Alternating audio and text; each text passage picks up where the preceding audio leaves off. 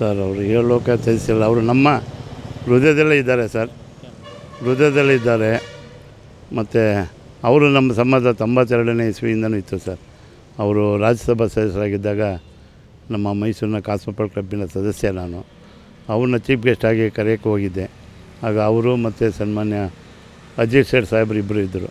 ಆವತ್ತಿಂದ ಇಲ್ಲಿ ತನಕ ಅವರ ಬಾಂಧವ್ಯ ಉತ್ತಮವಾಗಿತ್ತು. ನಾವು ಯಾವುದೇ ರಾಜಕೀಯವಾಗಿ ಅವ್ರ ಜೊತೆ ಆಚರಣೆ ಪಡಲಿಲ್ಲ, ಕೇಳೂ ಇಲ್ಲ ಸರ್. ಒಂದು ಅಪ್ಪ ಮಗನ ಹೇಗಿದೆ ನಾನು ಅಪ್ಪಾಜಿ ಅಂತಲೇ ಕರಿತಾಯಿದ್ದು. ಎಷ್ಟೇ ಜನ ಇರಲಿ ಏನೇ ಇರಲಿ ಎಲ್ಲರ ಮುಂದೆ ನನ್ನ ಪ್ರೀತಿ ಪಡ್ತಾಯಿದ್ರು, ಹಾಗೆ ಸರ್. ಆಮೇಲೆ ಅವರು ನೋಡಿ ಎಷ್ಟೋ ಜನ ಗೊತ್ತಿಲ್ಲ, ನಿಮ್ಮ ಮಾಧ್ಯಮದ ಮುಖಾಂತರ ಹೇಳ್ತಾಯಿದ್ದೇನೆ, ಇವತ್ತೇನು ವಿಕ್ರಾಂತ್ ರೈಸ್ ಬರಬೇಕಾದ್ರೆ SM ಕಿಟ್ಟ ಸಾಹೇಬ್ರೇ ಕಾರಣ. ಹೇಗೆ ಅಂದರೆ ಅವರು 73-74ರಲ್ಲಿ ಇದು ಕೈಗಾರಿಕಾ ಸಚಿವರಾಗಿದ್ದಾಗ ಅದು ಕಲ್ಲು ಮಂಟಿ ಸರ್. ಅದು ಆವತ್ತಿನ ಕಾಲದಲ್ಲೇ ಅಲ್ಲಿ ಕೈಗಾರಿಕೆಗೋಸ್ಕರ ಜಾಗ ಮೀಸಲಿಟ್ಟಿದ್ರು. ಸುಮಾರು ಜನರಿಗೆ ಗೊತ್ತಿಲ್ಲ ಸರ್. ಅದು ಆವತ್ತು ಮಂಡ್ಯ ಮತ್ತು ಮೈಸೂರು ಜಿಲ್ಲೆಗೆ ಒಳ್ಳೆಯದಾಗಲಿ ಅಂತ ಆ ಜಾಗ ಕೊಡಿಸಿ ಇವತ್ತು ಸಾವಿರಾರು ಜನ ನಿರುದ್ಯೋಗಿಗಳು ಊಟ ಮಾಡ್ತಿದ್ದಾರೆ. ಮತ್ತು ಮೈಸೂರು ಇನ್ಫೋಸಿಸ್ಸು, ರಿಂಗ್ ರೋಡು, ಬಡ ರೈತರದ್ದು ಇವತ್ತು ಕೋಟಿಗೆ ಹೇಳ್ತೀವಿ ರೇಟು. ಆಮೇಲೆ ಕೂಲಿಗಾಗಿ ಕಾಲು, ಮೈಸೂರು ನಮ್ಮ ರೈತರದ್ದು ಪುಸ್ತಕ, ಪಾಠ ಪುಸ್ತಕ ಕಂಪ್ಯೂಟೀಕರಣ, ಮತ್ತು ಮೈಸೂರು ಬೆಂಗಳೂರು ನೋಡಿ ಸರ್. ಆವತ್ತಿನ ದಿನವೇ ಅವರೆಲ್ಲೂ ಟೋಲು ದುಡ್ಡು ಹಾಕಲಿಲ್ಲ, ಮಾಡಲಿಲ್ಲ. ಬಿಸಿ ಊಟ ಯೋಜನೆ ಜೊತೆಗೆ ಅವ್ರು ಟೋಲ್ ಫೀಸ್ ಹಾಕಲಿಲ್ಲ ಸರ್. ಅವರ ಇದರಲ್ಲೇ ಅವರು ಬೊಕ್ಕಸದಿಂದನೇ ಕೊಟ್ಟರು, ಜನಸಾಮಾನ್ಯರಿಗೆ ಹೊರೆ ಮಾಡಲಿಲ್ಲ ಅಂತ ಮೇಧಾವಿನ ನಾವು ಇವತ್ತು. ಮತ್ತು ಬೆಂಗಳೂರಿಗೆ ಸರ್ ಇವತ್ತು ಲಕ್ಷಾಂತರ ನಿರುದ್ಯೋಗ ಯುವಕ ಯುವತಿಯರು ಇವತ್ತು ಊಟ ಮಾಡ್ತಾಯಿದ್ದಾರೆ ಸನ್ಮಾನ್ಯ SM ಕಿಟ್ನವರಿಂದ. ಹಾಗೆ ಮುಖ್ಯಮಂತ್ರಿ ಆಗಿದ್ದಾಗ ಯಾವುದೇ ದೇಶದ ಪ್ರಧಾನಿ ಆಗಲಿ ಅಧ್ಯಕ್ಷರಲ್ಲಿ ನಿಮ್ಮ ತಿಳಿದ ಮಟ್ಟಿಗೆ ದೆಹಲಿಗೆ ಹೋಗಿ ಬೆಂಗಳೂರು ಬರ್ತಾಯಿದ್ರು. ಅವರು ಮುಖ್ಯಮಂತ್ರಿ ಅವಧಿಯಲ್ಲಿ ಬೆಂಗಳೂರಿಗೆ ಬಂದು ನಂತರ ದೆಹಲಿಗೆ ತೆರಳುತ್ತಿದ್ದರು ಸರ್. ಈ ರೀತಿ ಅವರು ಒಂದೊಂದು ಒಳ್ಳೊಳ್ಳೆ ಉತ್ತಮ ಆಳ್ತ ನಡೆಸಿದರು. ಇನ್ನೂ ಸ್ವಲ್ಪ ದಿನ ಇರಬೇಕಾಯಿತು. ನಮಗಂತೂ ತುಂಬ ವೈಯಕ್ತಿಕವಾಗಿ ಭಾರಿ ಇದಾಗಿದೆ. ಈಗ ಒಂದು ವಾರದಲ್ಲಿ ಹೋಗಿದ್ವಿ ಸರ್ ನಾವು ನಮ್ಮ ಸ್ನೇಹಿತರು. ನಮಗೆ ಮೈಸೂರು ಬಿಡೋದು ಲೇಟ್ ಆಯಿತು, ಅಷ್ಟೊಂದು ಮಲಗಿಬಿಟ್ಟಿದ್ರು ಅಪ್ಪಾಜಿ. ಅಮ್ಮನ ಮಾತಾಡ್ಸ್ಕೊಂಡು ಬಂದೆ. ಸದ್ಯಕ್ಕೆ ಅಮ್ಮ ಮತ್ತು ಅವರ ಮಕ್ಕಳು ಮೊಮ್ಮಕ್ಕಳಿಗೆ ಮಲೆ ಮಹದೇಶ್ವರ ಅವ್ರ ಮನೆಯವರು ನಾಡದೇವತೆ ಚಾಮುಂಡೇಶ್ವರಿ ಅವ್ರಿಗೆ ಆರೋಗ್ಯ ಆಯಸ್ಕೊಟ್ಟು ಅಮ್ಮನವ್ರಿಗೂ ಆರೋಗ್ಯ ಹಾಸ್ಕೊಳ್ಳಿ ಅಂತ ನಿಮ್ಮ ಮುಖಾಂತರ ನಾನು ಬೇಡ್ಕೊಳ್ತೇನೆ ಸರ್.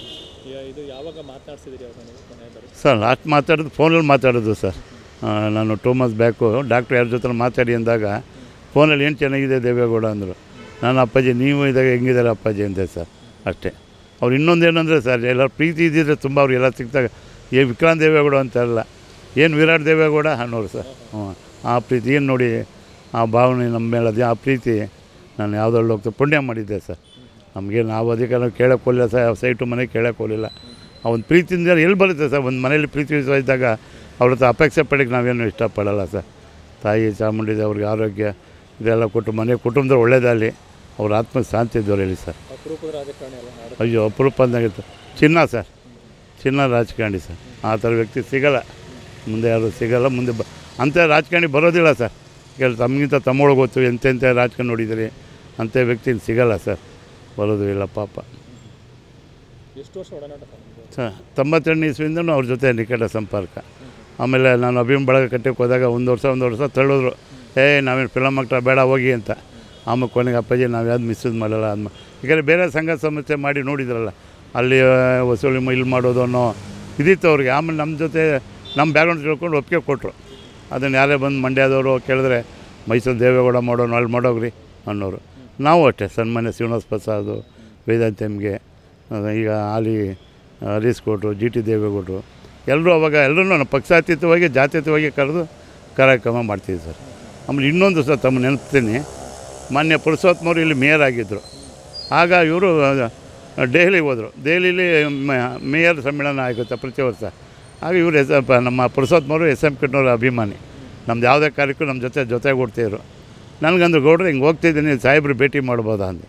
ನಾನು ಸಾಹೇಬ್ರಿಗೆ ಅಪ್ಪಾಜಿ ತಿಳಿಸಿದೆ, ಅಪ್ಪಾಜಿ ಪುರುಷೋತ್ತಮ ಸರ್ ಬರ್ತಾಯಿದ್ರೆ ನಮ್ಮೆಲ್ಲ ಕಾರ್ಯಕ್ರಮ ಬರ್ತಾರೆ, ನಿಮ್ಮನ್ನು ಭೇಟಿ ಮಾಡಬೇಕಂತ. ಬರಲಿ ಬಿಡು ಅಂದರು. ನೋಡಿ ಸರ್, ಅವ್ರು ಹೋಗೋದಕ್ಕೆ ತಾವು ಬಾಕ್ಲು ಹೋಗಿ ಪೂಜ್ಯ ಮಹಾಪೌರೇ ಬನ್ನಿ ಅಂತ ಬಾಕ್ಲಿಗೆ ಕರ್ಕೊಂಡೋದ್ರಂತೆ. ನಮ್ಮ ಪುರುಷೋತ್ತಮವ್ರು ಸಿಕ್ಕರೆ ಎಲ್ಲ ಕೇಳಿ ಬಾಕ್ಲಿಗೆ ಬಂದಿದ್ದೇವೆ, ಬಾಕ್ಲು ಬಂದು ನಡ್ಕೊಂಡು ಕರ್ಕೊಬಂದ್ರಂತೆ. ಆ ಥರ ಅವರ ಬುದ್ಧಿ, ಅವರ ಮನೋಭಾವನೆ. ಈಗಿನ ಯಾರೂ ಬರೋಲ್ಲ ಸರ್, ಈಗಿನ ರಾಜಕಾರಣಿಗೆ ಯಾರಿಗೂ ಬರೋಲ್ಲ. ಎಲ್ಲ ಬರೀ ಸ್ವಾಭಿಮಾನ ಜಾತಿ ಮತ ಕೇಳ್ತಾರೆ ಸರ್.